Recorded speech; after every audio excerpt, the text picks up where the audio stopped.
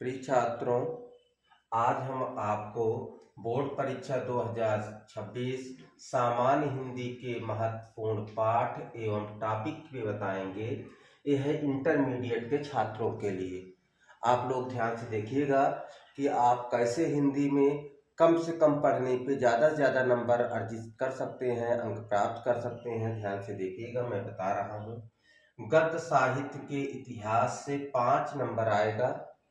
तो इसमें पढ़ना क्या है, गद्य साहित्य का विकास पढ़ लेना है, पत्र पत्रिकाएं पढ़ लेना है और गद्य की पहली रचना पढ़ लेना है। तो आपको 4-5 प्रश्न मिल जाएंगे। और गद्य के जो आपके कोर्स में लेखक लगे हुए हैं, जैसे हजारी प्रसाद द्विवेदी हैं,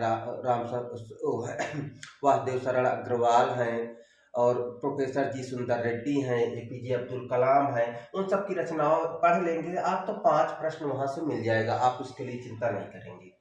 पद्य साहित्य का इतिहास, इससे भी 5 नंबर का आएगा। ध्यान से इसको हम देखेंगे। पद्य साहित्य के इतिहास के लिए हमको क्या करना है, पद्य साहित्य के इतिहास को थोड़ा से जान लेना है कि जैसे हिंदी के महाकाव्य कौन कौन से हैं, हिंदी के मुक्तक काव्य कौन कौन से हैं, और ये भी जान लेना है हमको कि हमारे कोर्स में जो पद्य के लेखक हैं, जैसे जयशंकर प्रसाद, महादेवी वर्मा, सुमित्रानंदन पंत, अज्ञे और हरियावत, तो उनकी रचनाओं को हम पढ़ लेंगे तो यहाँ भी 5 नंबर मिल जाएगा। हमको इतनी बड़ी चिंता की बात नहीं है, हम इस पे आपको बताएंगे भी, अभी अगला वीडियो बनाएंगे। तो गद्यांश पर आधारित प्रश्नों के उत्तर आपके परीक्षा में सबसे पहले ऑब्जेक्ट की बात यहीं से लिखने का शुरू होगा। जब शुरू होगा तो हम क्या करेंगे, कौन कौन से पाठ पढ़ें कि हमको गद्यांश वहां मिल जाए और आसानी से कर सकें, क्योंकि 10 नंबर का गद्यांश आता है। तो ध्यान देंगे, राष्ट्र का स्वरूप पहला पाठ, राष्ट्र का स्वरूप पहला पाठ है। आप ध्यान से इसको अच्छे से रीडिंग कर लीजिए, क्योंकि यहाँ पे 5 प्रश्न होंगे, संदर्भ होगा, व्याख्या होगी और उसमें 3 प्रश्न रहेंगे, तो उसी में से आपको करना है। अशोक के फूल, जो हजारी प्रसाद द्विवेदी का अशोक का फूल है, वो भी पाठ बहुत महत्वपूर्ण है, कई बार बार बार पूछा जाता है। प्रोफेसर जी सुंदर रेड्डी, भाषा और आधुनिकता है, ये हिंदी भाषी ना होने के कारण भी आंध्र प्रदेश के थे, हिंदी में लिखे हैं, तिनका भी बहुत पूछता है। अगर हम ये 3 पाठ पढ़ लेते हैं, राष्ट्र का स्वरूप, अशोक के फूल, भाषा और आधुनिकता, अगर ये 3 पाठ पढ़ लेते हैं, बोर्ड परीक्षा में हमको इन तीनों पाठों से जरूर 2 मिल जाएंगे, लेकिन हमको करना है एक ही। ध्यान से देखें आगे। गद्य लेखकों का जीवन परिचय, गद्य लेखकों का जीवन परिचय पूछा जाता है, तो आप ध्यान दें किसको किसको हम पढ़ लें कि एग्जाम में हमको मिल जाए। तो पहला, वासुदेव शरण अग्रवाल, अग्रवाल मैंने जगह कम होने कारण नहीं लिखे हैं, लेकिन आप जानिएगा वासुदेव शरण अग्रवाल को पढ़ना है। हजारी प्रसाद द्विवेदी को पढ़ना है। Doctor APJ Abdul Kalam.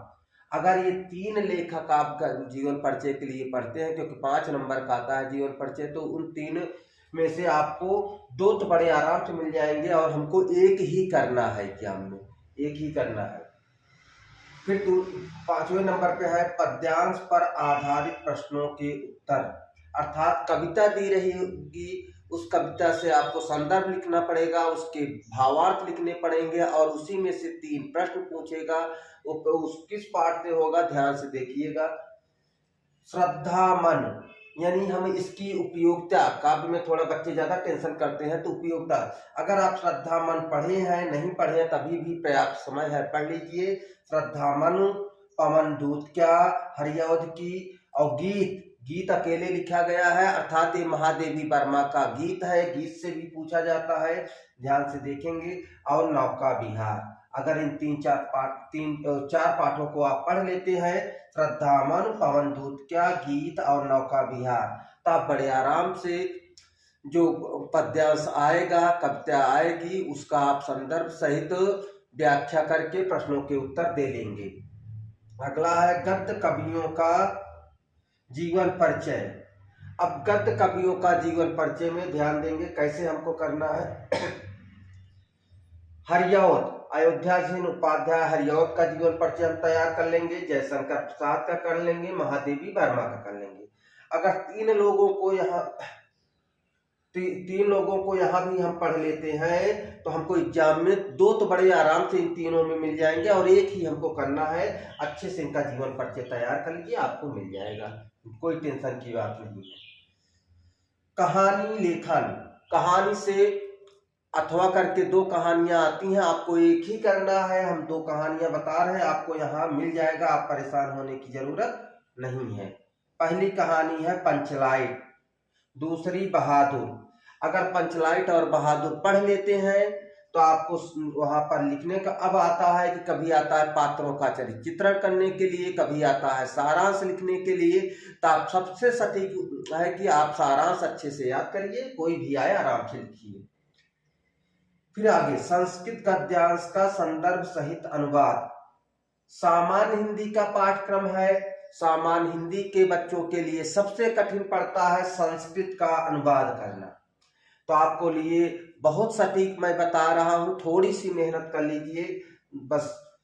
संस्कृत भाषा महत्तम अर्थात अनुवाद के लिए अगर हम यह पाठ पढ़ लेते हैं, संस्कृत भाषा महत्तम को, जातक कथा को, महामना मालवीय को, दो आएगा अथवा करके एक करना होगा। इन तीन पाठ अगर आप अच्छे से तैयार कर लेते हो, कोई भी नहीं पढ़ते हो, ये तीन पाठ आप अनुवाद याद कर लीजिए, आप बड़े आराम से वहां कर लेंगे। संदर्भ भी आपको लिखना है, 2 नंबर का संदर्भ आएगा, अनुवाद जो आएगा वो 5 नंबर का, यानी 7 नंबर आप बड़े आसानी से इसको प्राप्त कर सकते हैं। संस्कृत के श्लोकों का संदर्भ सहित अनुवाद।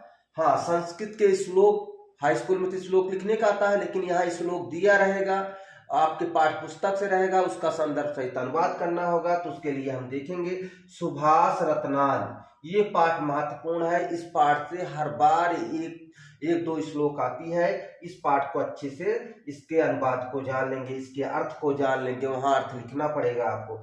जातक कथा, जातक कथा मैंने 2 बार लिखा। जातक कथा गौतम बुद्ध के पूर्व जन्मों की कथा है उसमें, तो उसमें श्लोक भी है, तो इस श्लोक को आप यहाँ श्लोक में याद कर लेंगे और गद्य को वहां गद्यांश में याद कर लेंगे। एक ही पाठ से 2, यानी आप बड़े आसानी से एक पाठ से दोनों प्रश्न पा सकते हो। और जातक कथा के बाद बस 2 ही पाठ है, आप परेशान होने की कोई समस्या नहीं है। काव्य सौंदर्य के तत्व, काव्य सौंदर्य के तत्व। अब रस छंद अलंकार, यहां से 2-2 नंबर का आता है, आप ध्यान देंगे क्योंकि व्याकरण का पोर्शन शुरू हो रहा है। तो हम अगर आपको अच्छे नंबर लाना है तो व्याकरण अच्छे से आना चाहिए। यहाँ पे आपको रस की परिभाषा और उदाहरण लिखने को आएगा, तो ध्यान देंगे। श्रृंगार रस, वीर रस, करुण रस, हास्य रस। अगर आपके यहाँ 9 रस है, उसी तो किताब में 11 रस है, लेकिन आपको 4 रस केवल यही पढ़ लेते हैं, श्रृंगार, वीर, करुण, हास्य, तब भी आपका काम हो जाएगा, एग्जाम में मिल जाएगा। अच्छे से उसकी परिभाषा और एक उदाहरण याद कर लीजिए, आप 2 अंक बड़े आराम से पा जाएंगे। छंद, छंद के लिए बच्चे बहुत परेशान होते हैं, छंद के लिए कोई परेशानी नहीं है। मैंने कई छंदे हैं, उसको देख के नहीं आपको विचलित होना है। केवल बोर्ड परीक्षा में 4 छंद मैं बता रहा हूं, ना मिले तो मुझे फिर बताना आप। दोहा, चौपाई, सोरठा, रोला, अगर यही 4 छंद आप पढ़ लेते हैं, उसका परिभाषा याद कर लीजिए, मात्रा गिनना जान लीजिए। नहीं जानते हो तो मैं अगर कहोगे तो हम वीडियो में बता देंगे कैसे मात्रा गिनना है। तो दोहा, चौपाई, सोरठा, रोला, ये 4 आपको पढ़ना है अच्छे से, 2 नंबर का आएगा। ध्यान दीजिए, आपको 2 आएगा, 2 में से 1 करना होगा, लेकिन ये 4 में से आप 2 मिल जाएगा, कोई टेंशन की बात नहीं। अलंकार, अलंकार में थोड़ा सिलेबस बड़ा है तो मैंने अलंकार को ज्यादा बढ़ाया है, तो ध्यान दीजिएगा। उपमा, रूपक, उत्प्रेक्षा, यमक, श्लेष, अनुप्रास।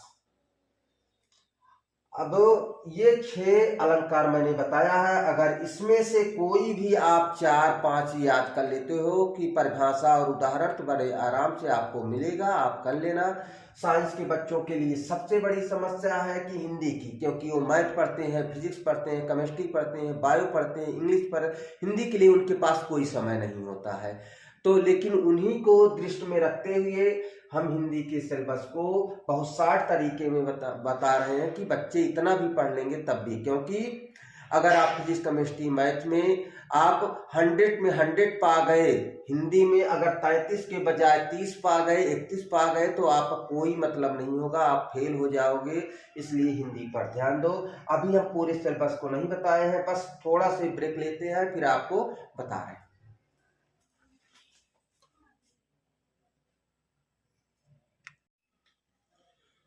महत्वपूर्ण टॉपिक के क्रम में मैं अभी देखूंगा कि कुछ बाकी रह गया था, उसको देखेंगे। अपठित गद्यांश 5 नंबर का आता है। अपठित गद्यांश ध्यान देंगे। अपठित गद्यांश के लिए आपको कुछ नहीं करना है, परेशान होने की जरूरत नहीं है। उसमें नई थीम्स दी जाती है, उसी में उसके उत्तर रहते हैं। आप परेशान नहीं होंगे। इसको आप किताब पढ़ लेंगे या पेपर वगैरह पढ़ते होंगे तब भी आराम से कर लेंगे। 5 नंबर का आता है, 5 प्रश्न रहते हैं, उसमें परेशान होने की जरूरत नहीं है। खंड काव्य, खंड काव्य, हाँ आपके कोर्स में एक खंड काव्य, कहानी के अलावा एक खंड काव्य लगा हुआ है। वो प्रतापगढ़ जिले में सत्य की जीत चलती है। सभी बच्चे अपने अपने जिले के देख लेंगे। मान लो मैं प्रतापगढ़ में हूँ तो प्रतापगढ़ का बता रहा हूँ, लेकिन सब लोग अपनी बुक में देख लें, जिसके जिले में जो चलता है वही, नहीं तो बच्चे समझ नहीं पाते हैं, जो आगे पढ़ता वही लिख देते हैं। आपके जिले में जो चलता है वही लिखेंगे। तो सत्य की जीत 5 नंबर का आता है। इसमें कुछ नहीं करना है, या तो युधिष्ठिर का या द्रौपदी का चरित्र चित्रण याद कर लीजिए, या तो प्रथम अंक द्वितीय अंक का सारांश तैयार कर लीजिए, या तो युधिष्ठिर का चरित्र चित्रण याद कर लीजिए। अगर द्रौपदी और युधिष्ठिर का तैयार कर रहे हैं तो आपको एग्जाम में मिल जाएगा, नहीं मिलता है तो सारांश याद कर लीजिए। सबसे अच्छा कोई भी है आराम से लिख दीजिए, 5 नंबर मिल जाएंगे आपको। पत्र लेखन 6 नंबर का पत्र लेखन आता है। बच्चे ध्यान नहीं देते हैं, इंटर के बच्चे ध्यान दें। बैंक से व्यवसाय के लिए ऋण, अर्थात जैसे आप अपने पढ़ाई के लिए इंटर पास होंगे तो हायर एजुकेशन की पढ़ाई के लिए बैंक से ऋण लेंगे, तो उसके लिए एक प्रार्थना पत्र लिखना पड़ेगा बैंक महोदय को, हमको इस पढ़ाई के लिए ऋण चाहिए, तो आप उसको लिखते हैं, 6 नंबर मिलेंगे। या गांव नगर की साफ सफाई हेतु अधिकारी, अब वो गांव ग्राम प्रधान भी हो सकता है, नगर निगम अध्यक्ष हो सकता है। अगर वो भी नहीं सुनता है तो आप डीएम को लिख सकते हैं, या एसडीएम को लिख सकते हैं, ठीक है, उप जिलाधिकारी को। तो आप ये 2 पत्र अगर तैयार कर लेते हैं तो आपके 6 अंक एकदम क्लियर फिक्स है, आप कहीं डाउट नहीं होगा। एक पेज लिखना, 6 नंबर मिलने हैं।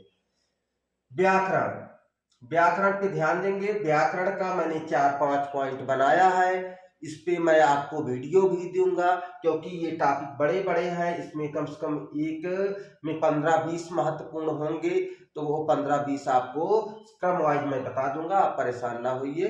लेकिन आप पढ़ते रहिए, नहीं तो पता चला कि आप बैठे हैं सर बताएंगे तभी पढ़ेंगे, नहीं, आप पढ़ते रहिए अपनी तरफ से। शब्द युग्म, शब्द युग में 2 शब्द दिए रहेंगे, दोनों के अर्थ अलग अलग होते हैं, ठीक है, तो वो आपको दिया रहेगा, उसके अर्थ लिखना पड़ेगा, इस शब्द का अर्थ क्या होता है।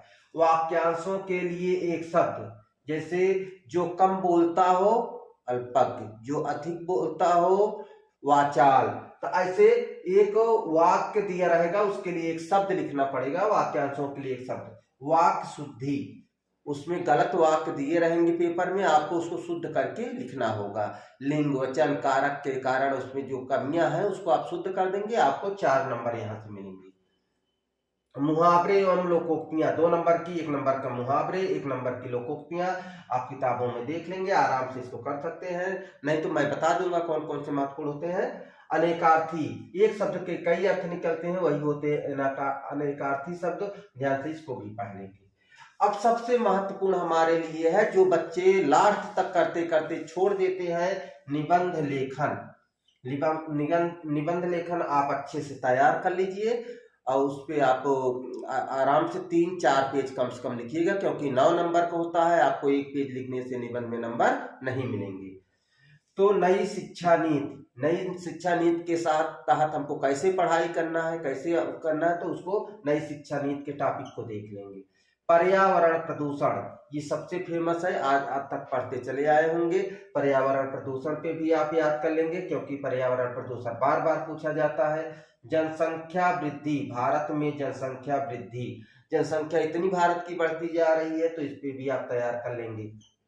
बेरोजगारी की समस्या, आप पढ़ लिख कर इंटर पास हो जाएंगे, बेरोजगार रहेंगे तो क्या क्या समस्याएं हो रही हैं उसको आपको वर्णन करना है, आराम से कर लेंगे इसको।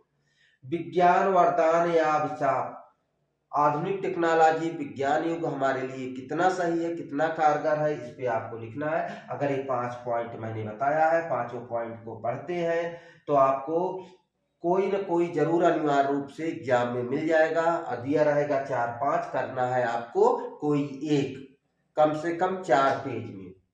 इसी प्रकार हमारे चैनल को देखिए, सपोर्ट करिए, सब्सक्राइब करिए, लाइक करिए, दोस्तों को शेयर करिए, क्योंकि बोर्ड परीक्षा नजदीक आ रही है। आप हिंदी की कोचिंग भी नहीं करते हैं, हर विषय की कोचिंग करते हैं, बिना फ्री ऑफ कास्ट, कोई शुल्क आपसे नहीं लिया जाएगा। केवल हमारे चैनल को देखिए, सब्सक्राइब करिए, लाइक करिए, अपने दोस्तों को भी ज़्यादा से ज़्यादा शेयर करिए। हमारी गारंटी है आप 90 से 95, 85 नंबर बड़े आराम से ला देंगे। केवल आप 10 से 15 मिनट, 20 मिनट रोज हमारे साथ जुड़े रहेंगे। धन्यवाद।